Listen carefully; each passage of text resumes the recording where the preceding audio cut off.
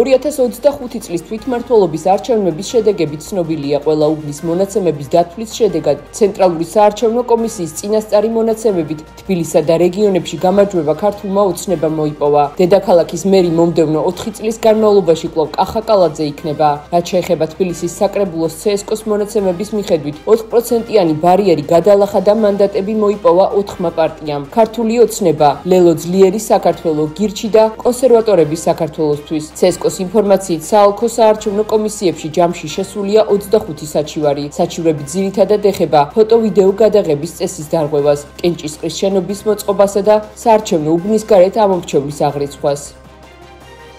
ყველაფერი ცხადია, ხო, როგორ ტარდება არჩევნები, როგორი საარჩევნო გარემო იყო, აბსოლუტურად მშვიდი, აბსოლუტურად თანასწორი, სადაც ყველა პოლიტიკურ პარტიას თუ კანდიდატს ჰქონდა იმის შესაძლებლობა, რომ ეწარმოებინა მისი საარჩევნო კამპანია, მიეწოდებინა მისი სათქმელი დედაქალაქის მოსახლეობისთვის.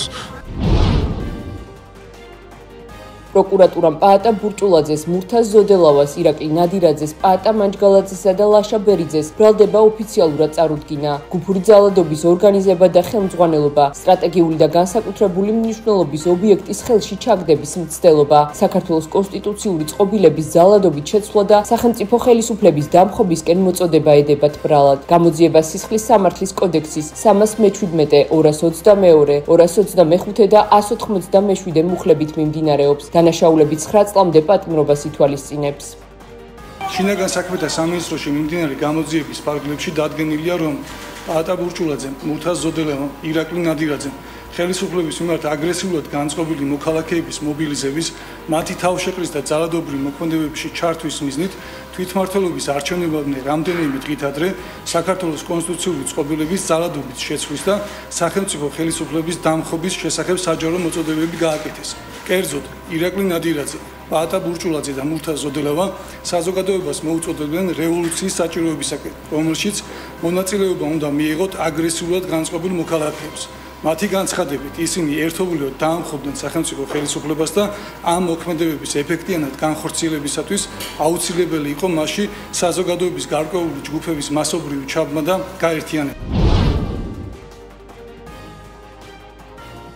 კაია კალასისა და მარტა კოსის განცხადებას გამოხმაურება მოჰყვა პოლიტიკურ სპექტრში. შეგახსენებთ, რომ მათ საქართველოში გამართულ ადგილობრივ თვითმმართველობის არჩევნებთან დაკავშირებით ერთობლივი განცხადება გაავრცელეს, სადაც აღნიშნულია, რომ საქართველოში ადგილობრივი თვითმმართველობის არჩევნები განსხვავებული აზრის ფართომასშტაბიანი ჩახშობის გარემოში ჩატარდა. ნათქვამია, რომ აუცილებელია კონსტრუქციული და ინკლუზიური დიალოგი ყველა პოლიტიკური აქტორისა და სამოქალაქო საზოგადოების წარმომადგენლების მონაწილეობით. კაია კალასი და მარტა კოსი ყველა მხარეს ძალადობისგან თავის შეკავებისკენ მოუწოდებენ. ხელისუფლებას კი ყველა იმ ადამიანის გათავისუფლებისკენ, ვინც მათი თქმით უსაფუძვლოდ იყო დაკავებული. განცხადების ბოლოს კაია კალასი და მარტა კოსი უარყოფენ დეზინფორმაციას საქართველოში ევროკავშირის როლთან დაკავშირებით და ასევე გმობენ პირად თავდასხმებს ევროკავშირის ელჩის წინააღმდეგ.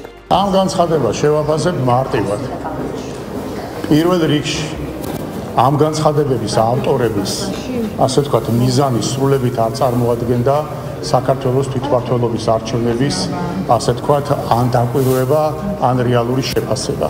მათი რეალური, ასე ვთქვათ, სიმპათიები იყო 4 ოქტომბრის დამხობისკენ მიმართული და მათი განცხადება ყოველ შემთხვევაში, როდესაც ევროკავშირის პრესკერმა გააკეთა განცხადება, ხარდაჭერა გამოუცხადა 4 ოქტომბრის დამხობის სპეცოპერაციას.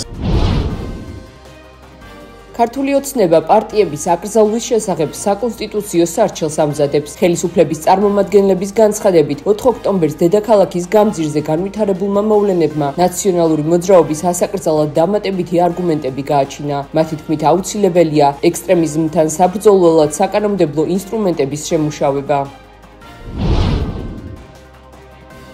საფრანგეთის ახალმა პრემიერ-მინისტრმა სებასტიან ლეკორნიუმ თავისი მინისტრთა კაბინეტის წარდგენიდან რამდენიმე საათში თანამდებობა დატოვა. ლეკორნიუ პოსტზე 26 დღის წინ დაინიშნა. საფრანგეთის პრეზიდენტმა ემანუელ მაკრონმა მისი გადადგომა მიიღო, განაცხადეს ელისეის სასახლეში. გადადგომის შესახებ ინფორმაციის გავრცელებას წინ ლეკორნიუს მაკრონთან შეხვედრა უძღოდა, რომელიც 1 საათამდე გაგრძელდა. მანამდე გავრცელდა ინფორმაცია, რომ საფრანგეთის ახალი მინისტრთა კაბინეტის შემადგენლობა ცნობილია. ჩეხეთის საპარლამენტო არჩევნებში მილიარდერმა და ქვეყნის ყოფილმა პრემიერ-მინისტრმა ანდრეი ბაბიშის პარტიამ გაიმარჯვა. ხმათა 99%-ის დამუშავების შედეგად უკმაყოფილო მოქალაქეთა აქცია მხარი ამომრჩეველთა 34,79 მეასედმა დაუჭირა. შესაბამისად ბაბიშმა აბსოლუტური უმრავლესობა ვერ მოიპოვა, ამიტომ კოალიციის შეკვრა მოუწევს. როგორც თავად ბაბიშმა განაცხადა, ის ამ საკითხზე მოლაპარაკებებს საკანონმდებლო ორგანოში შესულ პარტიებთან, თავისუფლება და პირდაპირი დემოკრატია და ავტომობილისტები თავისთვის დაიწყებს. გაეროს პალესტინელი ლტოლვილების დახმარების სააგენტომ 2023 წლის 7 ოქტომბრიდან 2 წლის გასვლასთან დაკავშირებით განცხადება გამოაქვეყნა. განცხადებაში აღნიშნულია, რომ 2023 წლის 7 ოქტომბრიდან ღაზაში 66,000-ზე მეტი პალესტინელი, მათ შორის 18,000-ზე მეტი ბავშვი დაიღუპა. შენობების თითქმის 80% დაზიანდა ან განადგურდა, ხოლო სახნავ სათესი მიწების 98%-ზე მეტი დაზიანდა. მიმდინარე წლის სექტემბერში გაეროს მიერ გამოქვეყნებულ ანგარიში ნათქვამია, რომ ღაზაში პალესტინელების განადგურება ხდება და ისრაელის ქმედებები აკმაყოფილებს გენოციდის განმარტებისთვის დადგენილ კრიტერიუმებს.